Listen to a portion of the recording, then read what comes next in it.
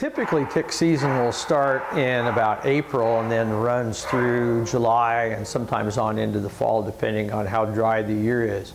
The drier it is, the more they back off in the hot weather.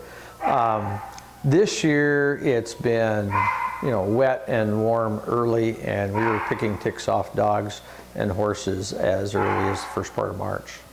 The dogs tend to pick them up in tall grass, in dry brushy areas, that sort of thing, alongside creeks and rivers seem to be common in here. We used to say that the ticks were mainly a problem up in the sagebrush areas on the ridges.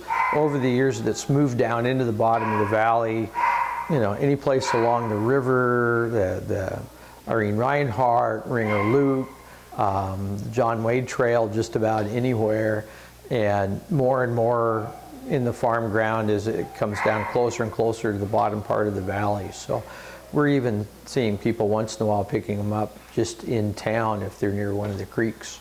And I anticipate this year's going to be like that again, unless it gets really dry and hot. Then it kind of sets them back.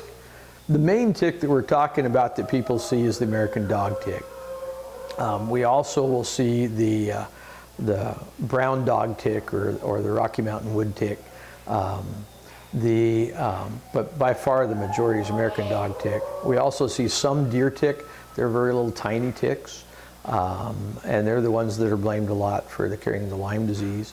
And then we also see kind of a special kind of a tick called an ear tick, and those will be deep in the ears of dogs or cattle on occasion. Not real common. It usually will come in with a group of cattle that happen to be carrying it, and then sometimes we'll start picking up in the dog. It's not very common, but I'll see maybe one a year somewhere.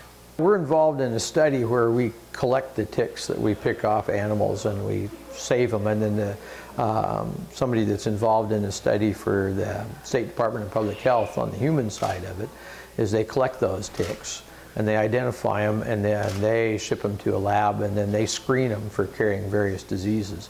The main human things would be like Lyme disease and Rocky Mountain spotted fever. And the dogs can get Lyme disease as well. And then there's another dog disease called anaplasmosis. And they're looking for those things as well as Lyme. And fortunately, in Kittitas County, the ticks that we've sent in have all come up clean. I have diagnosed cases of canine anaplasmosis before, and very, very rarely diagnosed cases of canine Lyme disease. There is another version of anaplasmosis in the cattle that is pretty uncommon in this valley. It usually comes up from like Oregon or something like that, and you'll see it on cattle that are shipped in. But I haven't seen much of that for a long time.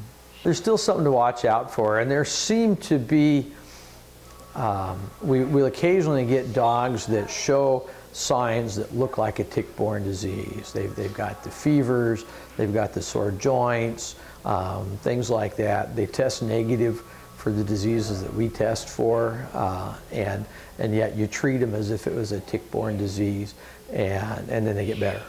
And so there's a lot of discussion that there may be some other less common ones out there. Maybe we have our own little local version or something. Again, we don't see it a lot, and it's not severe usually, but it does show up.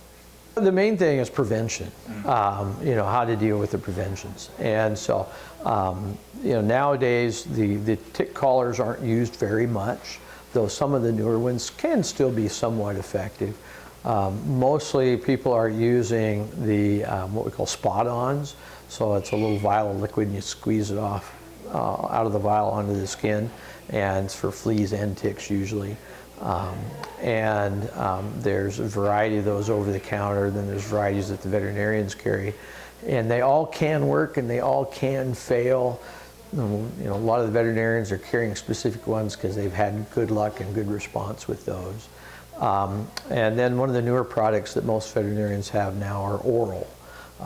There's a couple of different oral products for controlling ticks, where they just take a little chew treat once a month, and the spot-on products are once a month usually too. And they can be effective, and it all just depends on how many ticks they're being challenged with. They're well worth using.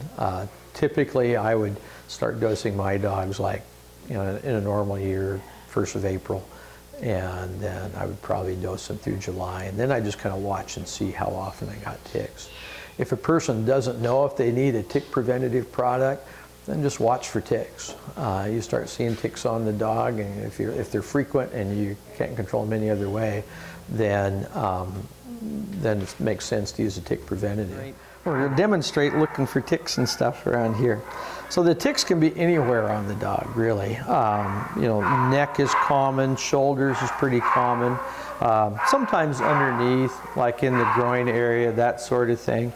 Occasionally in the ears. Sometimes they can be deep enough in the ear that we can't find them without getting out a little scope and looking for them. There's all kinds of myths about removing ticks, about, you know, using hot matches and hot needles and all those sorts of things. But none of those are necessary and usually not recommended. The main thing is once a tick is attached, then you just have to remove it on a slow removal basis. You can use any kind of tweezer or forceps. I don't have a tick, but you get right down next to the skin, and you don't have to squeeze hard. You just gently get hold of the tick, and then you just pull slow and straight out. And the skin will kind of come with it first, and then it'll give way. And a lot of times, an attached tick, you'll end up with a little piece of white dead skin in their jaws. So with the tweezers is one way. Another way to do that is a little tick remover spoon. They've got a little V-notch in there. You do the same sort of thing, kind of scoop, get that head in there and just kind of gently pull it away from the skin. There's a lot of myths and concerns about leaving body parts of the tick in. Certainly you don't want to squeeze the tick because that increases the exposure of the possible infectious organisms like in saliva, and then that saliva of the tick actually causes a bunch of inflammation too at the same time. Then the other somewhat risk is then if you do leave jaw parts of the tick in there, it's not like a whole head, it's actually jaw parts. Most of the time if they act like anything, it'll be just like a sliver. So you can get infections and inflammations and raised bumps around there. And if you get a tick and you've got a pretty significant reaction with this raised red bump or oozing, then that may need treatment on occasion. You might need antibiotics, that sort of thing. But usually if you just pull those loose carefully, then at most you'll get a little dry scab when it heals up, and then you're pretty good. So,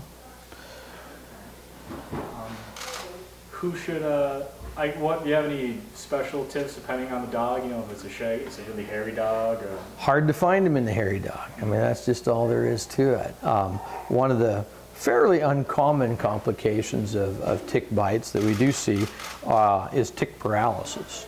And essentially it's a combination of a toxin in the tick's saliva and a dog that's susceptible to it. And it takes the right tick and the right dog, and you can get this reaction where they start getting weak in the hind end, and they gradually can't get to where they can't get up on their hind legs, and then they can't get up on their front legs. And if you remove the tick, then it goes away. And sometimes in a big hairy dog, we can't find that tick, so we'll give them something that will cause that tick to die and drop off, and just on the chance that's what it is if we can't find it.